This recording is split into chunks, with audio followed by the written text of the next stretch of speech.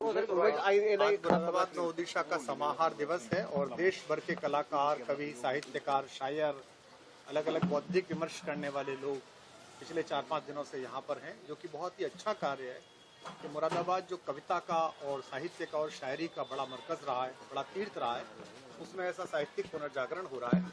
ये जिगर मुरादाबादी का शहर है, ये माहेश्वर तिवारी का शहर है, ये हुल्लड़ मुरादाबादी, मक्खन मुरादाबादी, तस्लीम सिद्दीकी, मंसूर उस्मानी साहब का शहर है।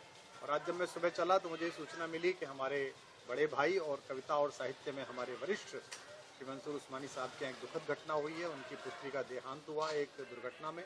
तो मैंने ये इच्छा जाहिर की प्रशासन से कि पहले मैं वहाँ जाना चाहता हूँ। आज उनसे मिला और एक भाई की तरह उनके दुख को साझा करने का प्रयास किया।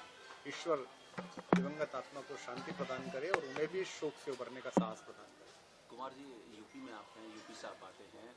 शंकराचार्य जी को लेकर के एक अलग तरह का विवाद चल रहा है, एक अलग तरह का मैसेज देने का प्रयास किया जा रहा है। क्या कहेंगे? दो पक्ष हैं, मेरी तो इतनी सामर्थ्य नहीं है एक सामान्य आस्तिक होने के कारण, एक सामान्य धर्म के प्रति उन्मुख व्यक्ति होने के कारण कि मैं पूज्यपाद शंकराचार्य जी के विषय में कोई टिप्पणी करूं। दो अनुरोध मुझे करने हैं। प्रशासन को संवेदनशीलता से काम करना चाहिए। जो भी व्यक्ति संत प्रवृत्ति से आता है, जिसके भी शरीर पर भगवा है, जिसने भी स्वयं को धर्म संस्कृति के लिए अर्पित कर दिया है, उससे संवाद करते समय एक थोड़ी सी मर्यादा, थोड़ा सा जिम्मेदारी का भाव रखना चाहिए। और मैं पूज्यपाद शंकराचार्य जी भगवान से भी प्रार्थना करूंगा कि उनका सात्विक क्रोध वे उसे त्यागें और सब पर कृपा बरसाएं। उनकी परंपरा के कारण ही धर्म का, दर्शन का, संस्कृति का मान बढ़ा है।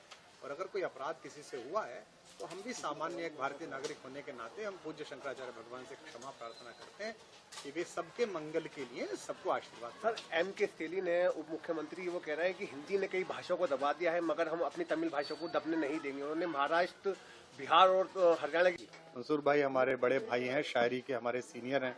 हम लोगों ने बहुत वक्त कभी सम्मेलनों में, मुशायरों में नीरज जी के साथ, मंसूर साहब के साथ बिताया। और आज जब मैं सुबह चला तो मुझे स्थानीय प्रशासन के माध्यम से सूचना मिली कि एक दुखद घटना घटी है। तो मैंने उनसे अनुरोध किया कि मैं पहले मुरादाबाद आने में उनके घर जाकर भाई साहब से मिलना चाहूँगा। और एक कठिन कष्ट की समय है और साहित्य का, कविता का, शब्द का, अक्षर का एक परिवार है। तो आज यहाँ आया, उनसे बातचीत की और जो बिटिया का देवलोक गमन हुआ है तो उसके प्रति शोक व्यक्त किया। और आज संध्या को कार्यक्रम है जो यहाँ पर एक लिटरेचर फेस्टिवल चल रहा है, उसके आज समाहार का दिवस है, तो उसमें भी प्रस्तुति देनी है। तो दो अवसर एक साथ। सर, ओडिशा बहुत लंबे समय बाद मुरादाबाद में कार्यक्रम हो रहा है।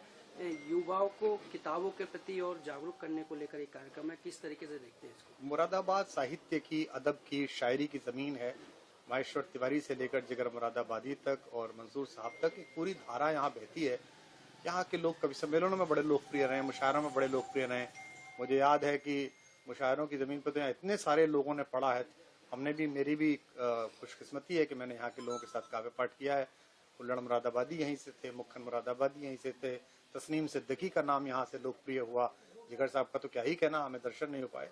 तो ऐसे में अगर ये पहल की है यहाँ के समाज के लोगों ने और विशेष रूप से प्रशासन ने उसमें सहभाग किया कि 5-6 दिन देश भर के अलग अलग क्षेत्रों के, साहित्य के, संगीत के, कला के, अभिनय के। आज भी मैंने देखा जब पोस्टर, तो बहुत सारे अभिनेता आए हुए हैं नगर में।